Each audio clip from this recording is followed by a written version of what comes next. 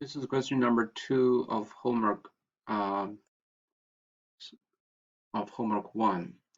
So once you open this question, you will see that a very clear instruction. All answers must be entered as a formula. So this is a very important requirement by Connect. And I'll show you what this means. So this is a very sort of a structured question given some items from a typical income statement. It basically asks you to build the income statement. And also, if you read the instructions, complete the following analysis. Do not hard code values in your calculations. So this basically means the same thing as used formulas that we just saw. Note you must enter your calculations in order numbered in column B. So this is column B, and just follow the order to fill in the numbers. So that's basically what this means. So the first thing to solve a sort of Excel simulation questions in Connect is to focus on this interface, not use any other tools, including the calculators or external or the real Excel, Microsoft Excel. Just focus on the interface here. Do everything within this interface. So that's the number one thing that when you solve Excel problem in Connect. And number two, very importantly, is just to follow this instruction. Do not hard code values in your calculations. So what does this mean? So for example, if we follow the order as required, number one is the sales. So when we look at the setup, we see that the sales is $61,000. So the first impetus might be that we just manually copy that number, right? So that's basically 61,000. But if you do that, this is actually hard coding data, and Connect and will not allow you to do that, because if you do that, once you see when I click on OK, even though this number is correct, but it won't be accepted by Connect.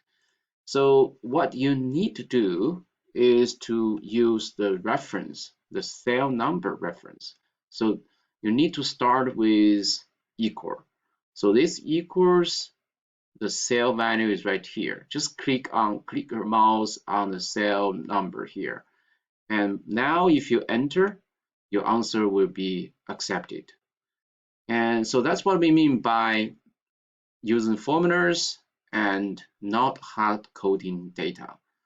And also just follow this order. Costs, same thing. This should equal to, just use the cell reference. So far, very easy. Just copy the numbers.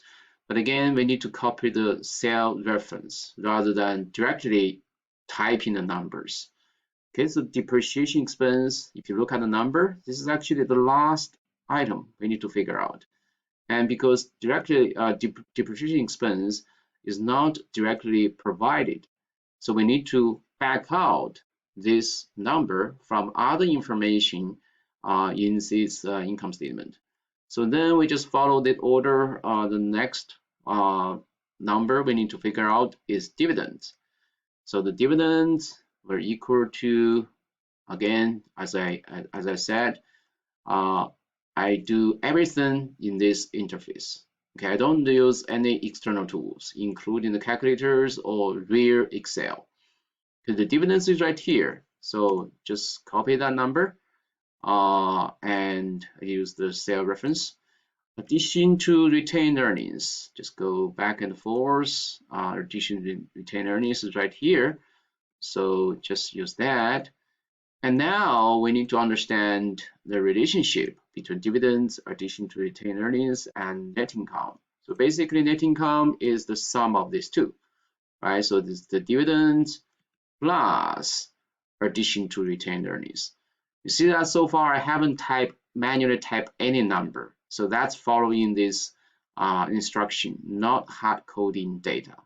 just use reference, a cell reference. So, and then enter that.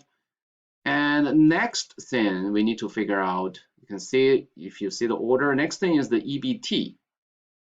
So what's the relationship between EBT and net income? So why don't we use sort of a, let's see, let me open a new file here. So EBT, we know EBT is earnings before taxes. And then we need to figure out what is the taxes, right? And then that gives us the net income. So then what is taxes? What is the relationship between taxes and EBT? So taxes should be EBT times the tax rate. So once we plug in this formula, then we get EBT minus EBT times tax rate equals net income. So the left-hand side then becomes 1 minus tax rate times EBT and equals net income. So now we know net income, we also know tax rate, right? If we go back to the setup, we are provided with the tax rate, 21%.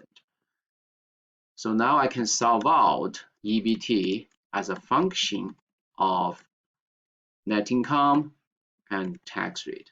So this basically gives me this function. With this function, I can now go back to Excel and figure out that EBT. So EBT, given our formula, will be net income divided by 1 minus the tax rate.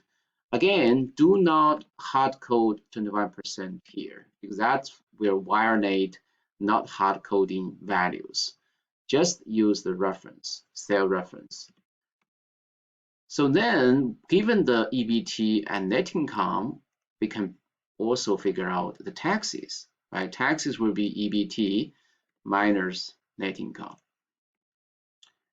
So the next item we need to figure out is interest expense. So interest expense is directly provided, right? Interest expense is right here, $4,300. And then just go upward. The next item is EBIT.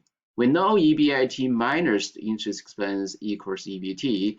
Hence, EBIT must be EBT plus interest expense. So then finally, the next item should be depreciation expense. And we know the relationship here, right? Because the relationship is that sales minus cost minus depreciation equals EBIT, right? If you go back to this income statement, sales minus cost minus depreciation equals EBIT. So from this, we can back out depreciation. That will be equal to sales minus cost minus EBIT, right? Not EBTI, EBIT. So that gives us the formula to figure out depreciation expense. So this is going to be sales minus costs and then minus EBIT.